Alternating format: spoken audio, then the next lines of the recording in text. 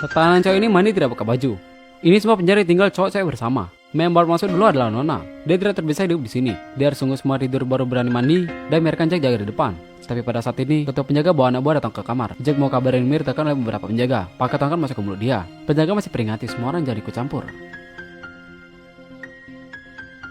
Selanjutnya, ketua masuk kamar mandi. Memaksakan Mei melakukan hal yang jijik. Di sini bayangkan sendiri, ini belum habis. Penjaga botak juga datang. Ketua belum puas masih mau lanjutkan. Tapi botak bilang, giliran aku. Ketua nyesel pergi duluan. Di sini juga, bayangkan sendiri. Meskipun wanita dicinta dijatuhin seperti ini, Jack nyesel menahan emosi. Memeluk Mei menangis sedih. Dan beberapa hari kemudian, penjara yang gak normal ini mulai buat lahan lagi. Mau menggerakkan permainan berburu. Sipir milih 5 tanah jadi bangsa. Dalamnya Jack dan Mei. Sipir menyebutkan peraturan permainan.